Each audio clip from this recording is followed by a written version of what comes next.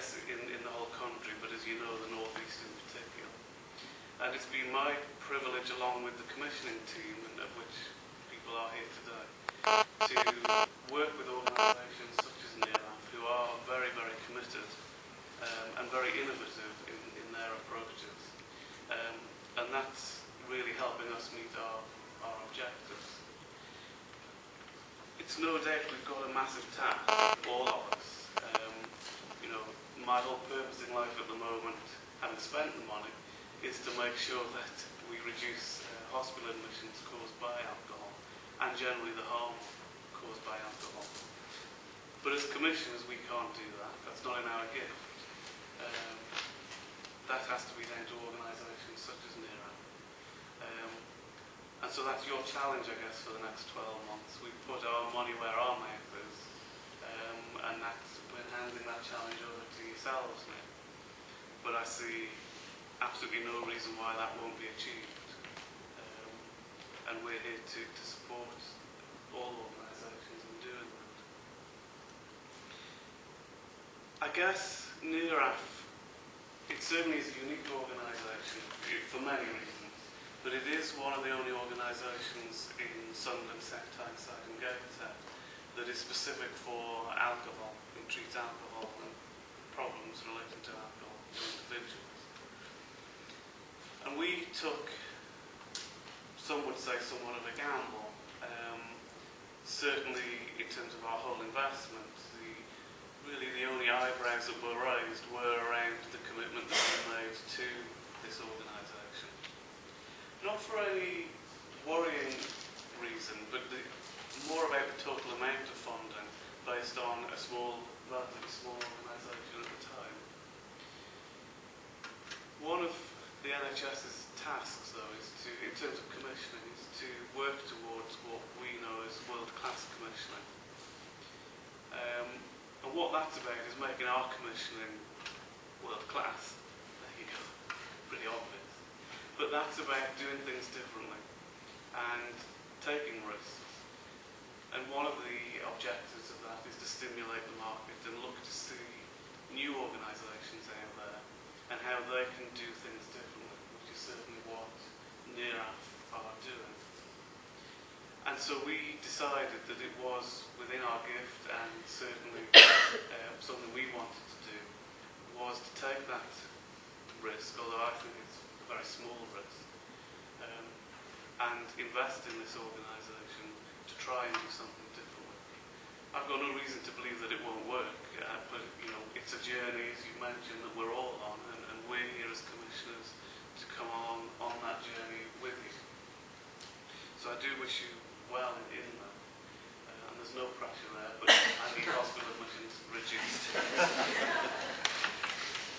I guess it would be wrong of me, I don't want to put a downer on it, but we have to address the economic climate that we're all sat in. And, you know, no matter what government comes in, there are going to be financial challenges. You know, we've lived in a period of a couple of years where public spending has been, you know, incredible, and certainly I've never had the opportunity to spend this amount of investment before. I don't think I ever will have that opportunity again in my career.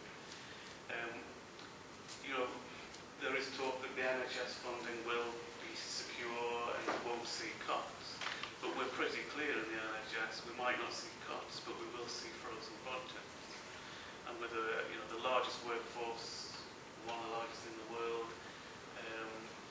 technology, cost of medication, even with a frozen budget, we're going to be looking at cuts or cost savings of between 6 and 12%, irrespective of which government comes in. So I guess that's another challenge that we're all going to face. While the money that we've invested is here to stay, we will have to play our part as part of the substance misuse commissioning about helping the NHS achieve its financial obligations. And I think that just places more challenge. But what it does do is make the model that you're delivering even more important about how to reduce waste in the system. But not just about waste, it's about people's lives. And it's about making sure that people, and when I see the statistics about an individual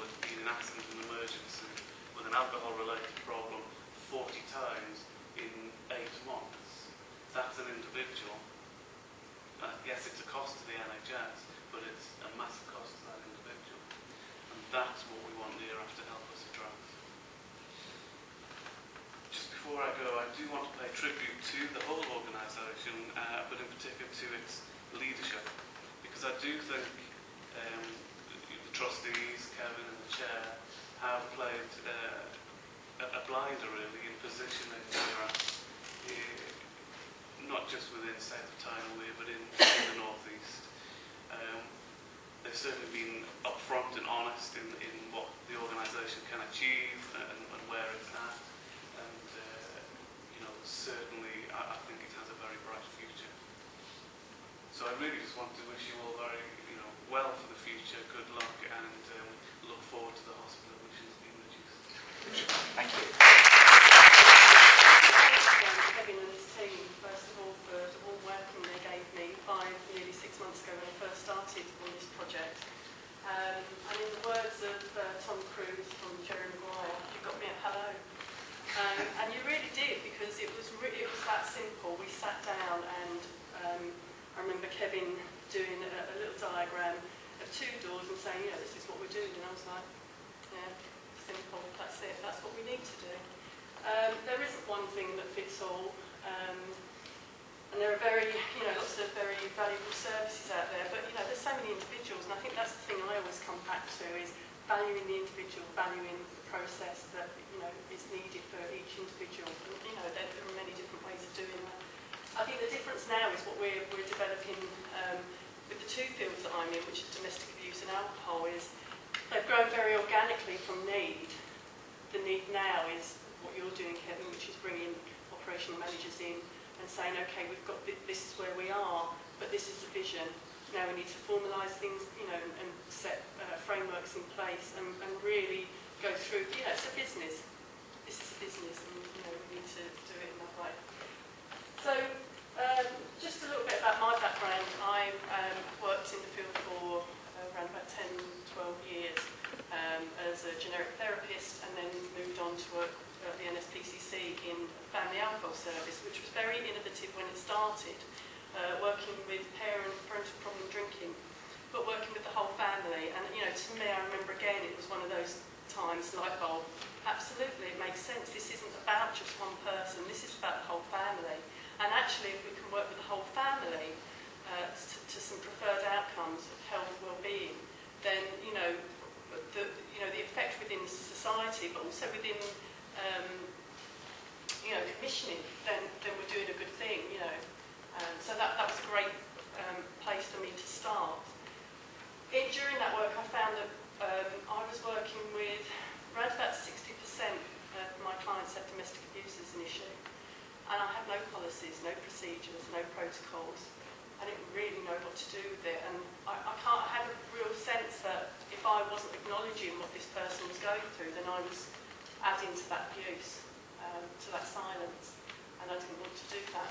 So hastily went out and made partners with agencies and developed from there.